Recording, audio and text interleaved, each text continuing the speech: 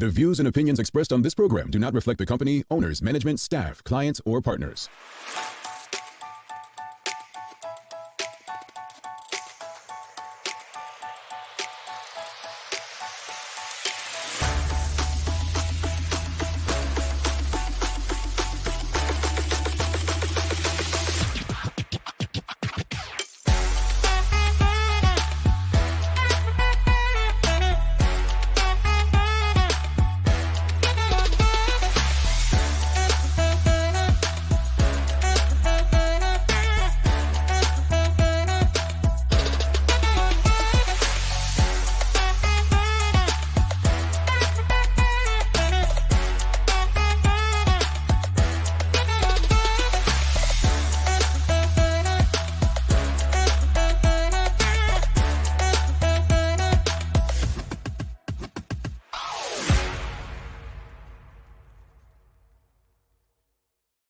It's Monday, the 8th day of July, 2024. Welcome to Bermuda's Daily Talk Show. It's the Daily Hour brought to you by the BAC Group of Companies, Medical House Lindos, and People's Pharmacy. I'm Jamal Hartman. He's Larry Marshall Jr.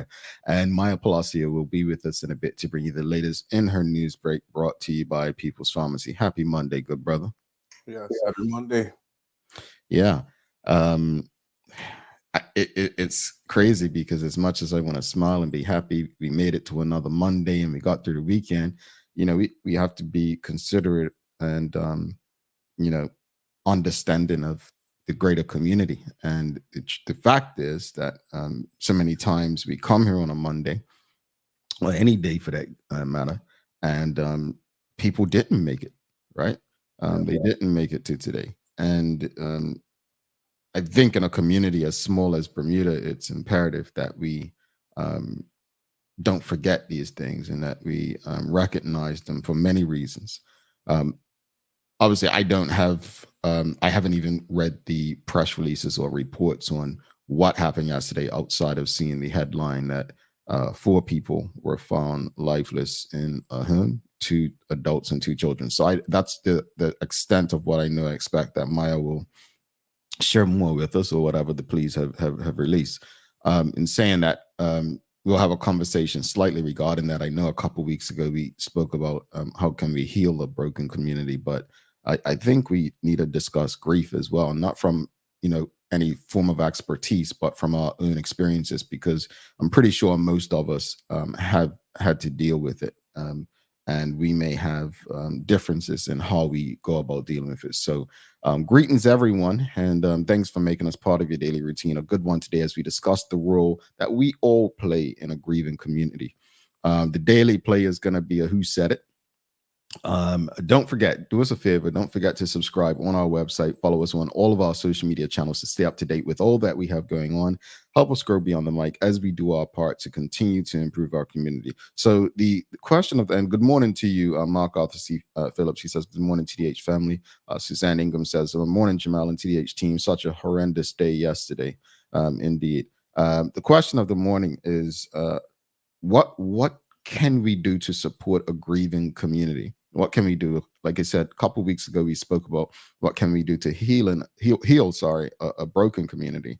But supporting a grieving community is almost like we're always in mourning, and it's not always the worst of worst. I mean, we are getting older. So when we say, man, another young person passed, keep it in context. People are in their 40s, which is young, right? It's young to be leaving us, but we've seen so much of that happening recently, where people, were shocked to find out someone that we know or in our age range has lost their life. So it's not all necessarily through, police activity kind of situations, but what can we do? Like, what can we do to support a grieving community? That's going to be the question. But also, this is something that I saw someone on Bermuda Twitter put the other day. Bermuda Twitter sounds so strange to me, but you get what I'm saying. A Bermudian tweeted this and it was engaged. But should mental evaluations be annual like physical checkups? Now, keep in mind, getting your physical annually isn't by law. It's not something you have to do, but it's in most of our heads that we should go and get a physical once a year, right? That all depends on cost and also healthcare for some as well. But do you think that mental evaluation should be as prevalent, like should be as necessary or as important as a physical checkup? What are your thoughts on that while we get this conversation started today? Yeah. And to your earlier point, I really appreciated what you said once you came on the show. Very difficult this morning to even show up and get to do the show, but I think we have a duty to our community to kind of just have a conversation. And Mhm. we're always respectful. We're not going to speak on any what ifs. But at the end of the day, if you just go by that headline, it's horrific on so many levels. And we'll do our part. But should mental evaluations be annual, like physical checkups? I think if we're serious as a community in dealing with certain issues, yes. And what that looks like, I don't know. But we often come up with why it can't happen: cost, Mhm. insurance, who will do it. Those Mhm. are different things. But if we're looking to address Bermuda's social ills at a macro level, I think we have to include mental evaluations and people's mental states and reasons why they're doing certain things. And for anything, you know what I mean. Mhm. But yeah, that should be something that could be considered. I like what you just said, though. I mean, let's look at the children, for instance, right? You know, getting them to spaces where they evaluate it at a very young age could be saving, right? Like it could be the savior that's needed. If you see children acting out, is it just children being children, right? Is it just a boy being a boy, a girl being a girl? How do we respond to that? Um, if it's instituted young, like children every 6 months, it's the dentist. Every year, it's that physical checkup. If you get in there like it's a mental evaluation, it's the same. Oh, let's check. Maybe it will become the norm if you start it young, but then there's that stigma, right? Where some parents and guardians might be, my child's nothing wrong with my child. They don't want to be that person who seems like they have a child that isn't mentally sound, right? Yeah, we have to break down. People will get defensive, and I think that's not going to be helpful in this situation. Mhm. But not having the option, has that means we have zero people. You know what I mean? Mhm. Where okay, we'll have a small group of people. I would hope we'll have a small group of people that will be um defensive, if especially with that child. And because if something they come up with is an issue with your child, people think that it's an issue with them, it's their fault. And we're Mhm. not trying to place blame or do certain things. But again, if we're not addressing it at a young age, it's not going away. I've had former students who've been unfortunately murdered. I've had former Mhm. students that were the murderers and different things, or in negative situations, whether it be life changing or jail. And a lot of them, I can say, you saw it Mhm. throughout the schooling system, and it doesn't go away. And do you? I mean, obviously, I appreciate you speaking from actual experiences as an educator and audience, and that's what we're asking. Like, we're not professionals here. We're not experts in these fields. We're using our own experiences to discuss. What can we do to support a grieving community, but also mental evaluation. We be treating them like annual physical checkups? And you just explained situations where some of your students ended up being involved in stuff. If mental evaluations weren't looked at as though that's the crazy child, or that child's got something wrong with them, could we have saved any of these young people? Yeah, I think it's definitely something worth looking at. We have to go beyond what we're doing right now because Mhm. we're- where we're at. Well, it's interesting because I had a conversation with Mark being last night, the Honorable Mark being and I on bcgtv.com. And then, you have Rashida Godwin, who she's very active and participating in this show as in the audience and sharing a lot of perspectives. But part of that mental is a lot of what they say. It's a lot of what Marcus Garvey said is, a lot of it comes from not knowing self, right? Like a lot of it, these young people don't know self. If I use my own experience, and I've never been shy in admitting that I was lucky. My mom had a doctor like the Honorable former Premier Dr. Ewart Brown, who's got me into therapy at a very young age when she was able to speak to her doctor about it. And it's interesting, Diana Gilbert says right here, you have to be comfortable talking to your doctor about your mental health, but not just yours. It could be your children, right? Hey, look, having some trouble with, my son or my daughter, and they may have some recommendations, but as she says, getting the proper help is crucial. I was just talking to someone as I, am moving soon, and I said, one of the most important things to me when I move is finding the right doctor, right dentist. That's just how I think, right? And I don't even think we would say, oh, finding the right therapist, right? I don't think that would be in most people's conversation, because it's not something that's considered the norm. It's just, finding that right person is crucial. Like, I want a doctor that is like a therapist. It's going to be talking to me very direct and honest, like one of my parents or close friends or advisors or mentors would. So I definitely get it. Let's go to the audience real quickly. Again, audience, what are your thoughts? What can we do to support a grieving community? And let's discuss mental and mental checkups like physicals. Suzanne Ingham says yearly physicals should be done. The GP should automatically be assessing the person's mental health and asking questions. My DCP does that every visit. Okay. That's good. That they do that. My doctor, I love, like, I mean, she is like a therapist. She'll talk to you. Look, man, cholesterol is going up. Well, what's going on? You good? Like, and that leads to a conversation right there. Right? Some people may have high blood pressure because something that's going on, and they may say, you know what? You don't need medication. Here's Dr. So-and-so who you can chat to that may be able to assist you with da-da-da. All right. We've got an Instagram comment. Thank you so much for this. Instagram, Seymour Essential says, yes, proactive for inner versus the outer appearance. Values and morals are different from one household to the next.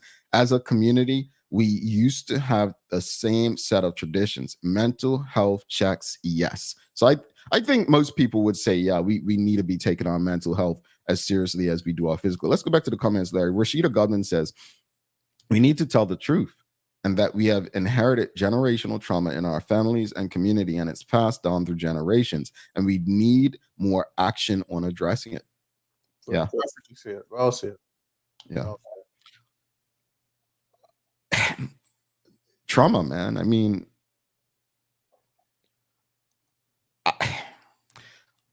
I feel like the word gets thrown around so often now, almost for some to use as an excuse.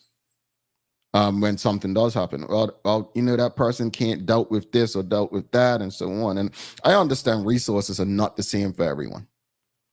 Let's be very clear. Not everyone, no matter what we want to make ourselves believe, not everyone has access to the same resources. And that plays a role. Larry, some people don't get the annual physicals because the funds just aren't there. Not everyone has top-notch health insurance. So imagine trying to get a therapist and your mental checkup, right? And you can't afford it. Yeah. It's not covered by insurance. Not covered. Let's go back to the audience. What can we do to support a grieving community, audience? What can we do? Like, each of us, we may have friends, we may have colleagues. One of the things I say often is, one of the things we can do to support people is give them space. Give them space. It doesn't always have to be overbearing or over them, right? It doesn't have to be constant checking up. Yeah. And, to piggyback on that, I think as the greater community, you may not have a connection with individuals, but I think a way to help them is not to add to the fuel by forwarding around messages, like things are early on in investigations, or pictures or videos end up being sent around. Like, I know some people have found out about lost ones, the lost one has passed on video or messages, and you wouldn't want that. So why are we doing it? And I'm one of those people. If I get it, it just stops with me. I'm sorry, I won't be the one to pass it around. And I think that is a way the greater community can help them grieve. Yeah. Yeah. Well, here's a comment. This is very interesting back what you're saying. Shamari Sky says the issue is that in many instances we aren't grieving as a community. Okay, Man, I can agree with that. I agree with it, man, word for word.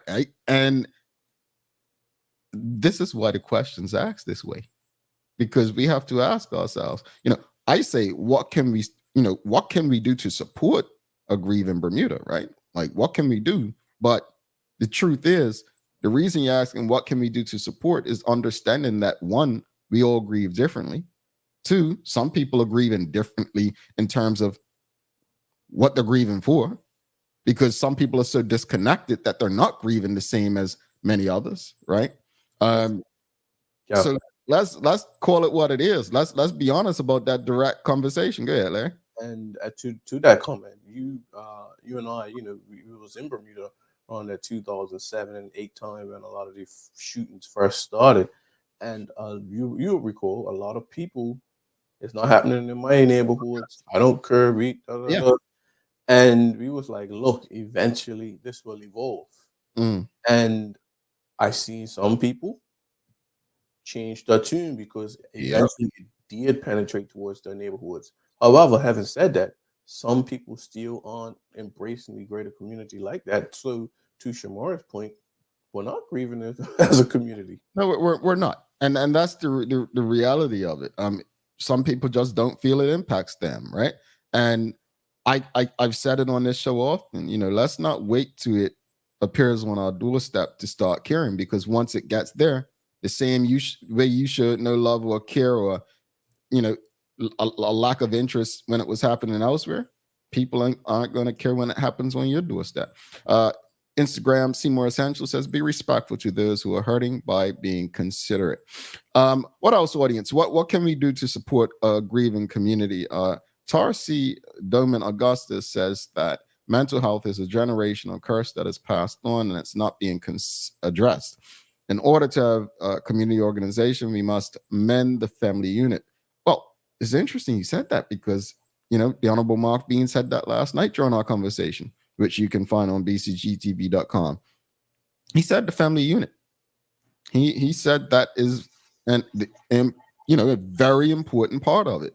But I did question Mr. Bean. I said, we live in such a liberal time. Young people don't care about the family unit. It's their way or no way. They don't care about that. They believe in this level of liberalism and freedom, right? How do you address that? And he made a point, and he said, young people have always been the liberals. Then they grow up. He didn't say that part, but you look at it, because think about it. The people who are now older, they're no longer the liberal they once were, because things change, right? Not saying every older person is conservative, but they get to a space where, no, that's too much. Yeah, I would agree. And if I'm being honest, I went through a little phase of that. When my son came, I didn't think I was so immature, but I am nowhere near as mature as I am now, because you have to make changes. Or you should. It's not saying all liberals are immature, folks. That keep in context what's being said. It's just saying that over time, that liberalism becomes conservatism, because as you grow older, you're less likely to be for the new change. Yeah, we'll take risks. It's a hard reality. Trust me, it's a hard reality, but interesting conversation. Another thing, Tarsi Doman Augustus says, traumatized children grow up to be traumatized adults. Yeah. Say it again. Yeah, I can concur. Again, I work with children between summer camp and school for 15 years. And if you go back 10 years ago, there's 8-year-olds, there's 10-year-olds, and now 20, now 18. And I'm starting to see them still traumatized. There's nowhere if we don't address it. Yeah. Rashida Godman says, we don't have generational curses. Once you understand what it is and its proper definition, it's intergenerational trauma that is passed on until we address it, admit it, and begin the healing process. Yeah, I did that first part of Taurus's comment, mental health is generational curse. No, I probably would disagree with mental health. Mental health is like physical health. I think with physical health, I think what the point she's making is with physical health, you have things that may be hereditary. I think that's the point that she's trying to make in that. I'm not trying to say, if that's not the point, Tarzi, correct me, but I was just trying to make sense of what you're saying. Anthony Pete says, oh, that's too big. Keep your comments short, folks, that they can read on the screen. But he says many factors impact us. Within our families, the process of healing requires someone to begin that process, and there are ways to impact. Yes, quite a bit of an emotional strength and long-term support needed. The impacts of things that have occurred do not disappear. Lifelong coping strategies are important to get. There are ways forward, not easy, but there are. And I think he was going on.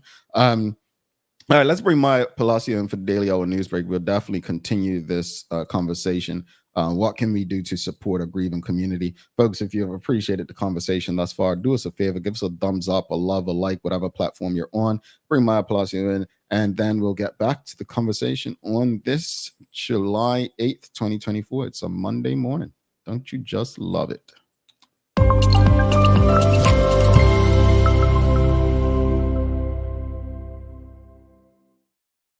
Good morning. Good morning.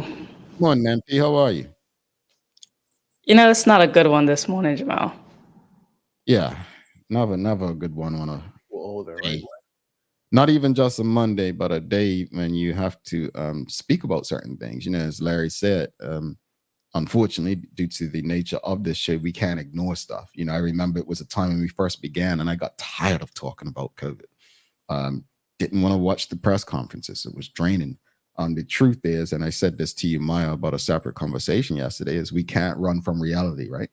It's like a responsibility that you take on when you're in this space.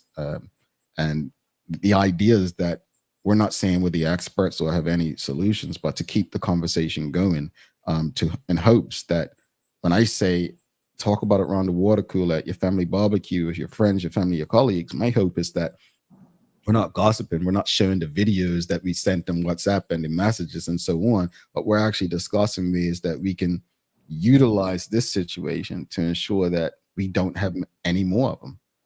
That's the hope. It's not about likes and follows and egos, right? It's about life and caring for our fellow people in our community. If we can put that front and center, then I think we'll have less mornings like this.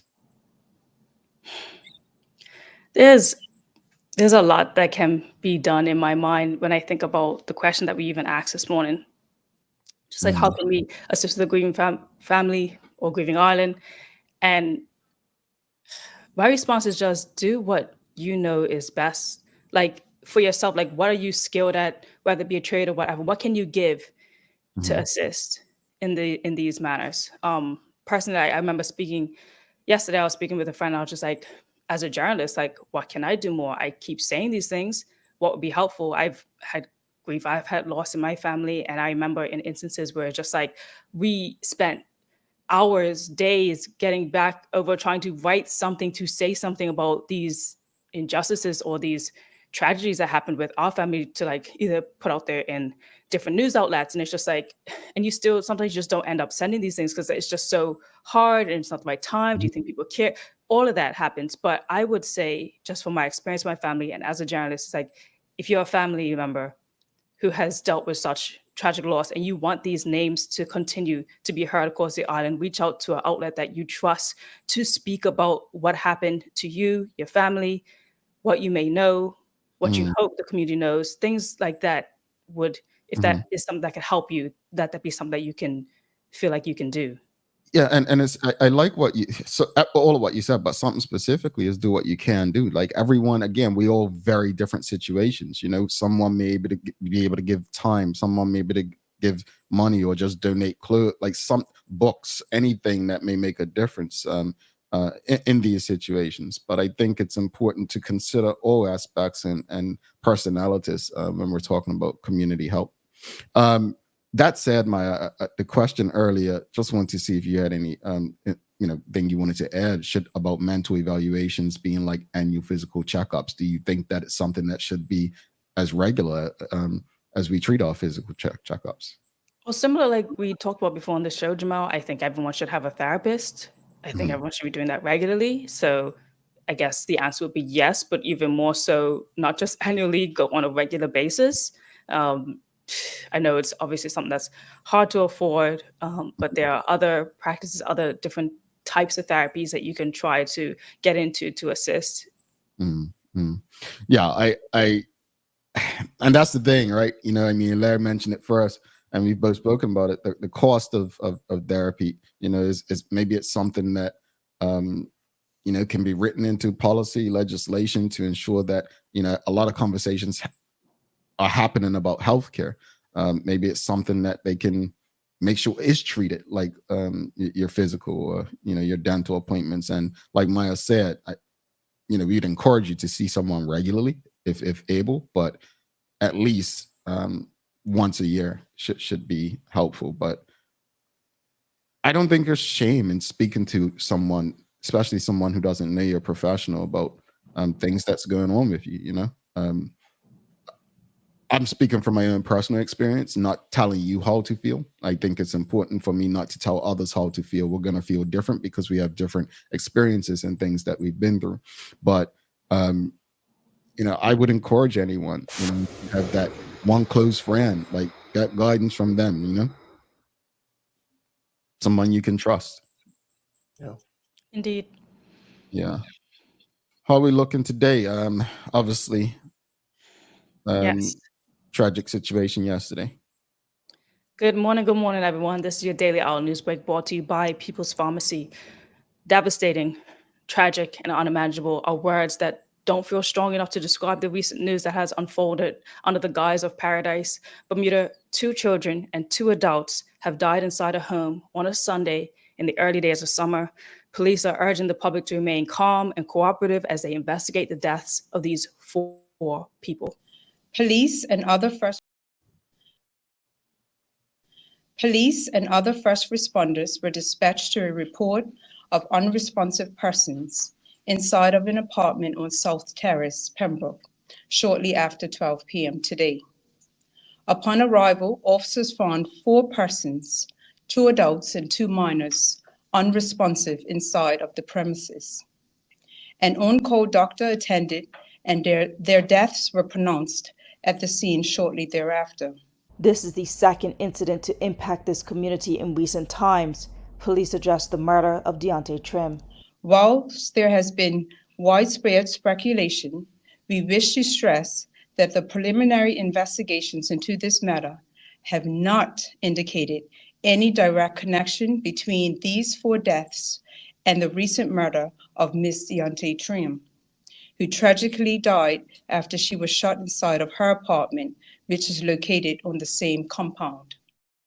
Now, the premier also spoke up, calling the deaths, quote, an unimaginable tragedy after the 4 individuals, including 2 children, were found and pronounced dead. He said that the grief and the pain for the family is heart-wrenching. As a community, we should support them with love and all necessary assistance. The Minister of National Security as well, Minister Michael Weeks, said that this Frizzles Hill community is a tight-knit one, and he knows this firsthand. And he says the ministry is also having coordinated counseling and support services actually to encourage anyone who needs this help. They can call Bishop Leroy Beam on 799-7972. Yeah, I think Larry might have mentioned it earlier, but I think especially in instances like this, and you know, I don't like to give advice, but I'll say something. Stop sending voice notes about things like this, folks. Even video, if you're on the scene, stop sending video. I know it's a small community. I watch a lot of Dateline in 2020, and there are a lot of small towns in Middle America, 13,000 people. And when news spreads, everyone just wants to know what's going on.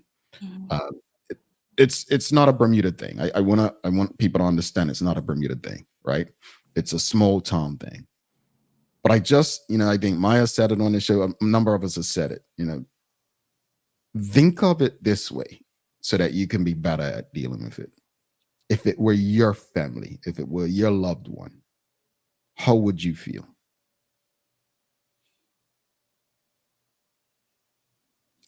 Let's just close out that story actually with just one more statement from the police. We recognize that this is the second incident to impact the South Terrace community in recent times.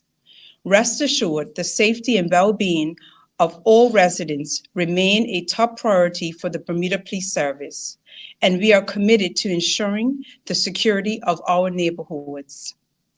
Anyone with any information is encouraged to come forth and assist our investigation into this matter. You may do so by contacting Detective Chief Inspector Dorica Burns of the Serious Crime Department on 717-0921 or via email at dburns@bps.bm. Now, in completely other news, the Department of National Resources and Nonsuch Island Expeditions celebrate a record-breaking 2024 nesting season for the Bermuda Cahals on Nonsuch Island. I don't know if you guys keep up with the Cahals, but there's still actually a live stream that continues to go on, so you can always view the Cahals on Nonsuch Island and see like what they're doing in their nesting. But here's a quick story about what's going on and what happened recently. Jamie Medeiros, Dana Terrestrial Conservation Officer, said, quote, although we fell short of the 2021 record of 78 fledged chicks with 76 this year throughout the entire colony, we have set a new record on Nonsuch Island. The translocation colonies have shown over a 25% increase with 25 fledged chicks compared to last year's 19, making Nonsuch Island the most productive sub-colony for the species. This success is particularly notable given that the first chick for the new Nonsuch Island population was produced in 2009 thanks to the translocation project. Previously, no Cahals had nested on Nonsuch Island or any of the other larger Bermuda islands since the 1620s due to the introduction of mammal predators such as rats, cats, dogs, and pigs, and overhunting by early settlers. This remarkable achievement highlights the dedicated conservation work over the past decades and fully confirms the success of the translocation project work that was carried out between 2004 and 2017 by Jamie Medeiros. I actually think that's a very cool story. Yeah. Well, Since we were on the brink of extinction, right? Yeah, at What's one that? point they actually thought that this bird was extinct. So then when they finally found one, and that's when the whole conservation project actually started, like way back. I think it was in like 1960s actually to 2000 when Dr. David Wingate kind of formulated it. Yeah. Okay, cool. Thanks for covering that. Yeah, indeed. Well, meanwhile, as we talked about on the show, the first episode of Bermuda Trivia, Bermuda History Game Show, is actually going to be premiering tonight, Monday, July the 8th at 8 p.m. So definitely you can only watch that on bcgtv.com. So when you get a chance after the show, just go on there, subscribe, and you'll be able to catch that tonight with your friends and family. And in our sports-related news, almost days until her first Olympic appearance in triathlon, keeping up with training, Erica Howley breaks the Bermuda women's road racing 5K record. She wrote in a caption on July 4th saying, "Firecracker 5K, a nice little tune-up pre-Paris, and it got me super pumped to get in race mode again. I had the chance to race in the elite field here, where she is, and managed to snag a little altitude PR of 1709. And what's cooler is that she broke a 42-year-old record for Bermuda Women's Road 5K. She also jokingly said in one of her stories that she's definitely grateful that Flora Duffy hasn't done many road racing as well when it comes to the 5K. So closing, she added that she knows that it was America's Day when she posted on July 4th, but she's feeling extremely proud to represent Bermuda at every level of competition, particularly the next one coming up. Okay.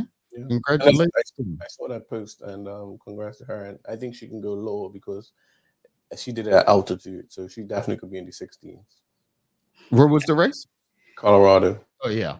They can't breathe up there. How'd she do that? Break a record there. Oh, I'm sorry. The air is thin up there. You get what I mean, folks. Stop. You know I exaggerate, folks. Come on. There's some people be like, you can't breathe in Colorado. Nah, seriously. But no, that's impressive though, that she broke it there. So, like Larry said, I'd love to see how she does in better altitude. Indeed, yeah. And I mean, a 42-year-old record, that's something. Like it's held for the test of time. So hopefully hers lasts for a very long time as well. She enters into her first Olympic Games. More so sports-related news, as we are less than 20 days away from the Olympics. There will be a press conference actually this afternoon on the Bermuda Olympic Association. You could catch it on their Facebook Live. It should be around 2 p.m. that you can see what's happening as they announce our official team. And as for the weather today, high humidity and a low chance of comforting breeze. We're looking like a mix of sun and clouds, a chance of some passing showers as well. The winds, again, light to moderate, but easing at times, and we have a high of 85 degrees. All right. Thanks for that, Maya. How are we looking for days of the year, Larry?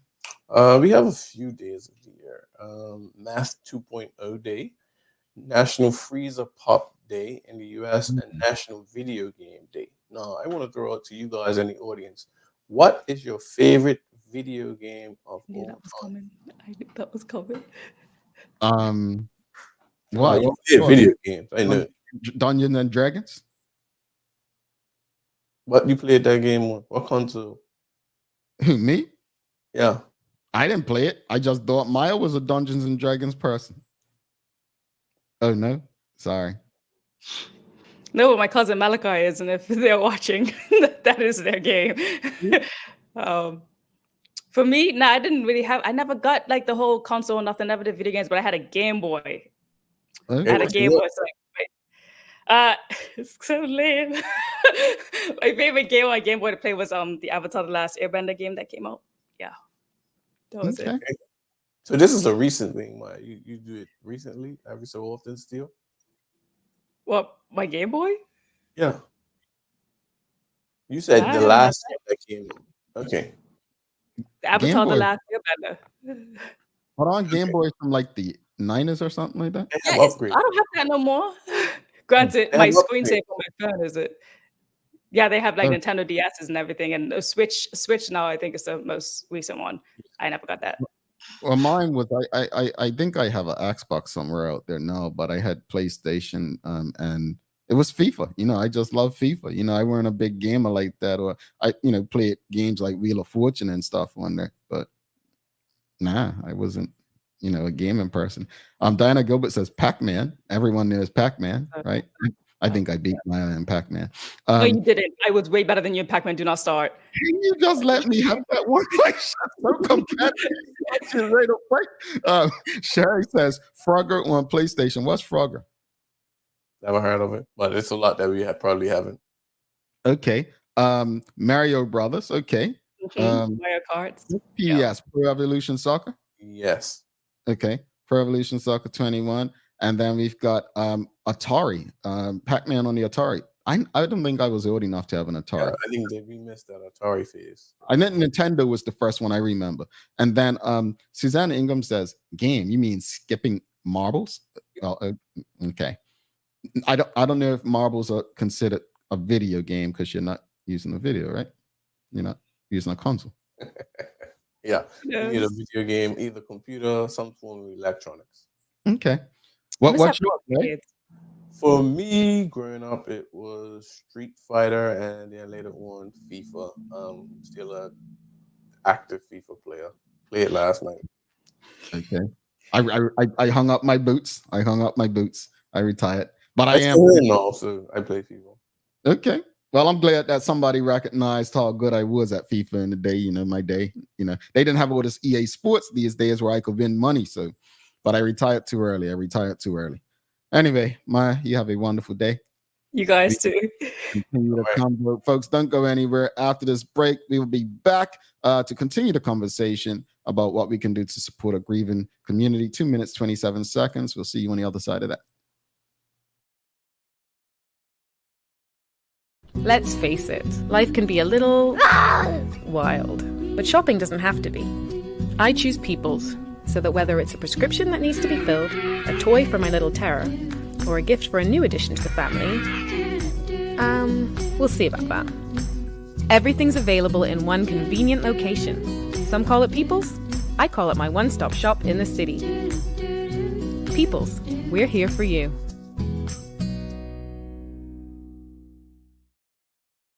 Welcome to the new bulk store, Lindo's Next Level. Wake up in the morning with enough coffee to keep you running throughout the entire day. Your pet at home deserves the best. Stock up on dog food to keep your puppy happy. Need a quick, tasty lunch at home? Your chicken nuggets will be jumping right out of the freezer. What's a movie night without popcorn? You can never have too much. Lindo's Next Level. Why go anyplace else? It took 14 days to build your business plan. 6 months to build the courage to leave your day job. 3 weeks to find the perfect location. It took 10 days to outfit your space just right. And 1 day before your first client walked in the door. All totaled, it took you a full year to get your business operational. And this is just the beginning. To the entrepreneurs, the risk takers, the people that shape our economic community, we salute you and are here for you every step of the way. BEDC, providing knowledgeable, progressive, professional, and innovative support to Bermuda businesses. Summer is almost here. Dive into the season with dog floats and dog pools. Enjoy 20% off West Paul's dog floating toys and shop our life jackets for safety in the water this summer. Get all your summer needs before the holidays and events begin. Don't forget to stock up on poo bags and check out Dicky Bags, the poo bag holder that locks in the smell until you can't dispose of it. Remember, even dogs need sunblock, so visit Noah's Ark today, Bermuda's most trusted animal supply store for all your summer essentials, and ask us about our rewards program. Alrighty, welcome back to the big show. I'm Jamel Hartman. He's Larry Marshall Jr. It's the Daily Hour brought to you by the BAC Group of Companies, Medical Wells, Lindos, and People's Pharmacy. Please don't forget to subscribe on our website, thedailyhour.com. Follow us on all of our social media channels to stay up to date with all that we have going on. Help us grow beyond the mic as we do our part to continue to improve our community. Folks, if you've appreciated today's conversation thus far, please do us a favor. It costs you nothing to give us a thumbs up, a love, a like.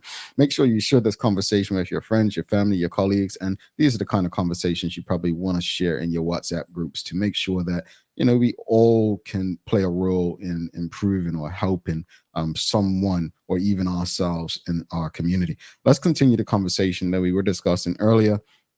What can we do to support a grieving community? But we did also ask, should mental evaluations be like annual physical checkups? And I want to go back to a comment that we did get earlier from someone, Kelly Clark Madeira. She actually said we need to advocate that insurance companies cover mental health equally to physical health. There is a large disparity. Yeah.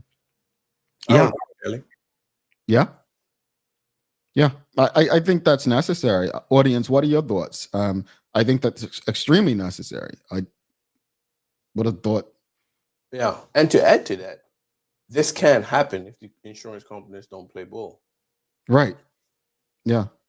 I guess the question would be, look, insurance companies are there to make, if you own a vehicle and you've never claimed and then you finally do claim, you know what it is. They're there to make a profit, let's be clear. And the laws state that you need motor insurance, right? So you have to get motor insurance. With something like this, I think they'll evaluate it. Well, if someone's going to therapy once a month or twice a month, that's costly for them, right? Do they do it like, some if you're physical, you can only get a checkup every 6 months. For dental, you can only get a checkup once a year for your physical. How does that look? Because unfortunately, it has to make financial sense for the insurance company. Not my rules, folks. I didn't write the rules. I'm just saying that's where we're at with it. Rashida Godwin says, addressing intergenerational trauma is a part of the CARICOM move for reparations for the Black community affected by it from enslavement and such trauma. No, that brings CARICOM back into the conversation. I'll be a part of it, or that's different. We're not there today. So John said no. Manuela John says, unfortunately, there are so many families who do not communicate with each other. That makes it harder to communicate as a community. Yeah. Internal family issues do make it harder. And they're everywhere, but it's right? It's not unique, right? Teray Tull says, exactly, I understand addressing systemic issues, but if our people can't take responsibility for the way they act now, what happens then? A long one, so I'll read it from the side. Renee Sherilyn Simmons says, everyone has their unique circumstances. Mental examinations are very important, especially in our society these days. Stress plays a part of in our daily lives.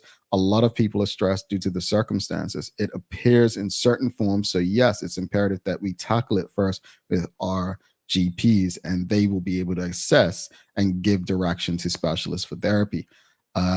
some situations people are dealing with could be grief and a certain shock or trauma that pushes over. You all have got some long comments this morning. Just remember, keep them short because you can only type so much. And I definitely don't want to lose the overall point that you're making. But yeah, circumstances do differ. You know what I'm surprised no one has brought out? What? The schools. Mm. I know guidance counselors right now are stretched. If you go back 20, 30 years ago, they were dealing with a lot more, especially in high school, career development things, and how to kind of deal with your emotional state. Whereas now it's so many social issues or social ills, grieving things that they are and are overwhelmed. Do we now need to have more resources put to the schools to deal with it at an earlier age? Yeah, that's a very good point, because I remember when I was in primary school and high school, we had a guidance counselor. Does every school still have a guidance counselor at least? Yes, some have two. Okay, all right, that's necessary. And with the amount of people I know that started like social work and psychology when I was in school, I mean, where are they now? That would be a question for me. Hopefully they got opportunities in that space, because of a lot of them seem very passionate. But those people, the required skill set is definitely a need in our community as of today. Yeah, I would agree.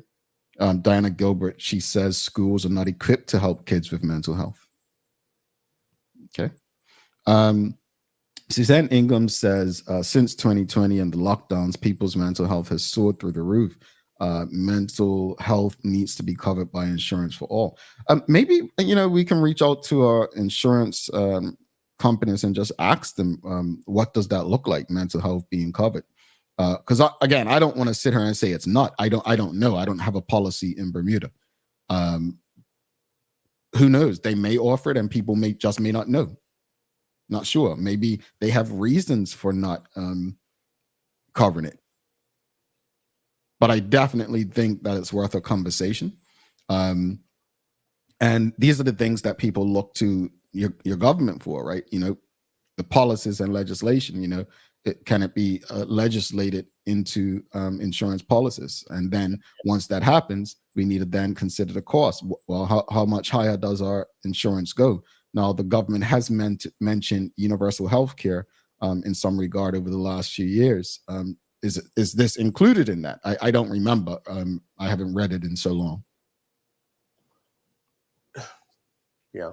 I want to go back to Suzanne's reference to the 2020 lockdowns and the COVID era. I think it's just another another point to highlight that stress and the issues that came with that are still lingering. And again, if not addressed, it's not just magically going away. And I think in our community, we think time. Yeah, just give us some time. You often hear about things like that, and no, some things need to be addressed with professional help, and that's something that we, and I say we, I mean our community, were skeptical about, Jamal, and I think it's hurting. It clearly is. Yeah, indeed. I think, and we must ask ourselves, if we were dealing with something, we know friends are dealing. How do we deal with things? How do we deal with trauma? How do we deal with heartbreak and grief? How do we deal with it? And I'm not sitting here to make jokes about it, but do we just go to the bar and drink and enjoy some good music at a wake? Like, how do we deal with it? What is in our community? What is the number one way we're dealing with it? Is it living for the next party or the next opportunity to just enjoy fellow company, and then we just go right back in our isolation or a period, space that we feel comfortable and safe in? Yeah. If it works, it works. But I mean, again, I'm not an expert. I'm just here asking questions, folks.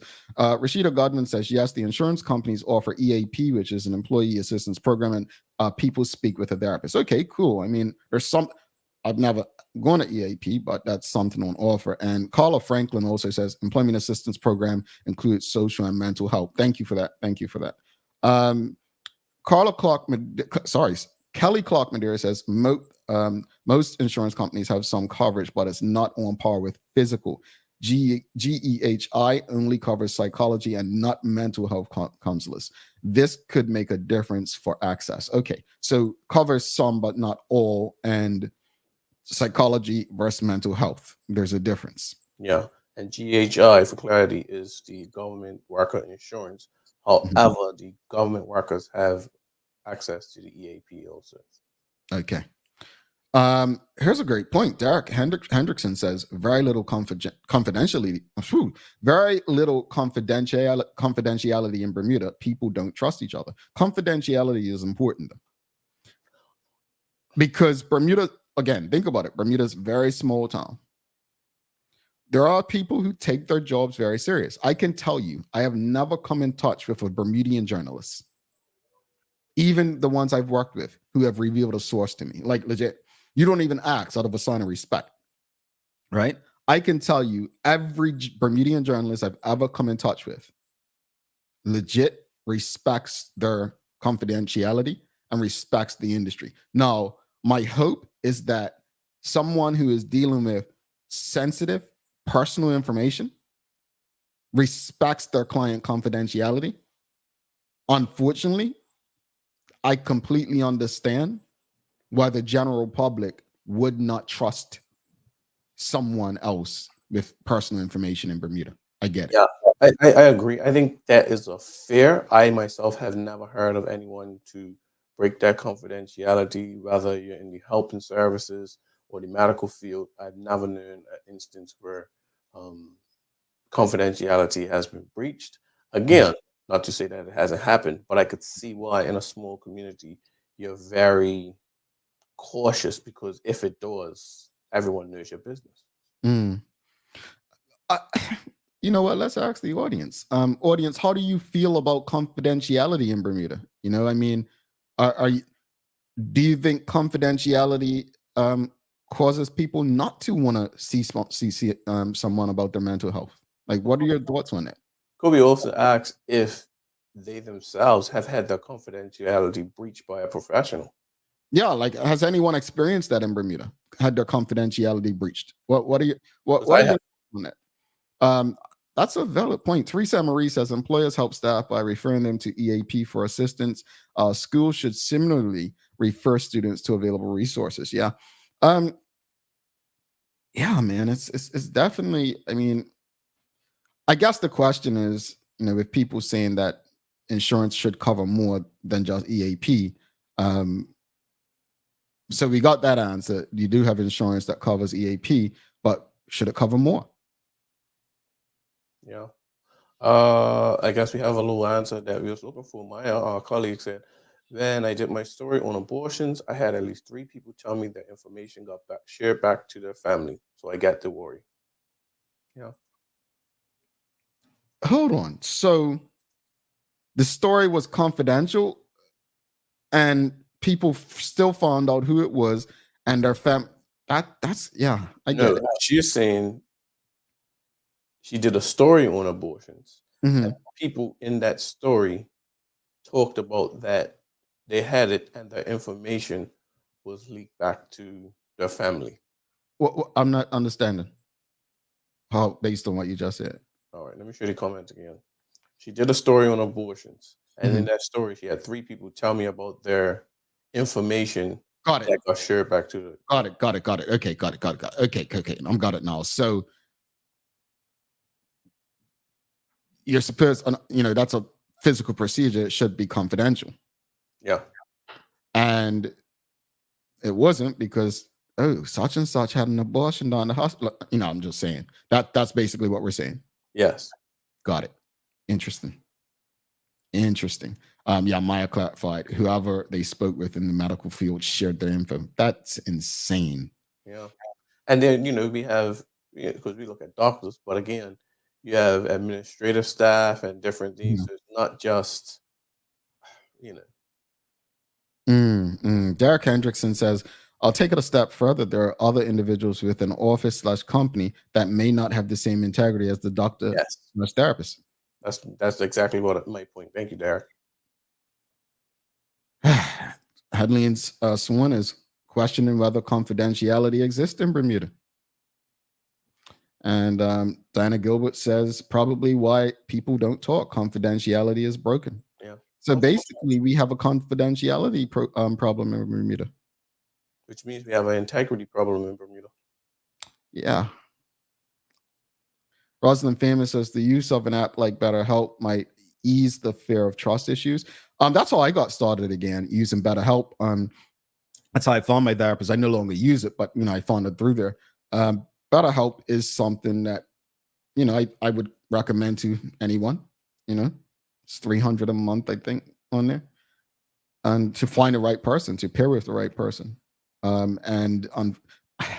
would hope that people can speak to a Bermudian therapist or go to Bermudian specialists and not have to fear their information getting out. Again, that takes a lot because, as you and Derek mentioned, it might be someone who's not necessarily the doctor. It could be just, an employee. I don't know, man. I don't know.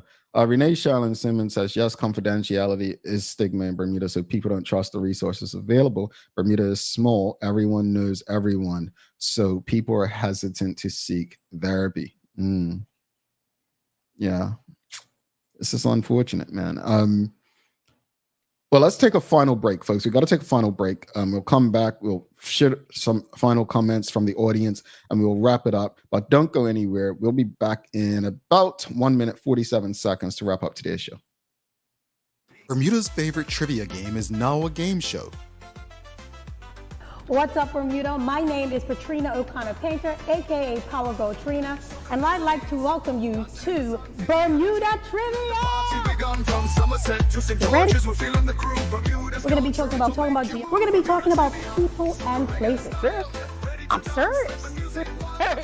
Now, have you heard about Bermuda Trivia before? Yeah. Okay, so you think you'd be able to answer some of these questions? Just wait and see. Go to www.bermudatrivia.com. Get more information about it. Get the game. Play it with your family. Educate yourselves. Really?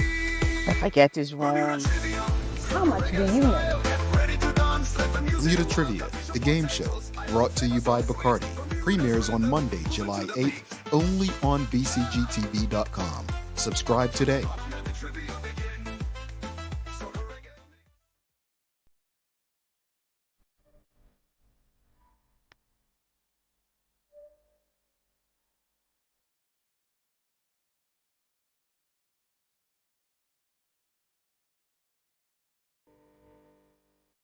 Take a look at our workwear for construction workers and tradesmen. Durable, stretchable in all the right places and plenty of options for tools and accessories. Here with our wide range of tough and comfortable footwear, you can't go wrong. As you can see, Medical House really is a one-stop shop for everybody. We can't wait to see you. See it all at our new expanded location on Bakery Lane. Alrighty, welcome back to the Big Show. Thanks again to every last one of you for engaging this morning. Please give us a thumbs up, a love, a like. Make sure you share the conversation with your friends, your family, your colleagues. We want to encourage as many people as possible to give feedback and help create a better Bermuda for every last one of us. Thanks again to the BAC group of companies, Medical House Lenders, and People's Pharmacy for ensuring that we can do this with you on a daily basis. It is time for the Daily Play, brought to you by Bermuda Trivia, now available at stores throughout Bermuda. Follow Bermuda Trivia on Facebook, Instagram, and X to find out why it's Bermuda's favorite, and TikTok to find out why it's Bermuda's favorite trivia game. Don't forget, the game show premieres tonight. You don't want to miss it. All right, it's a Who Said It Today, Larry.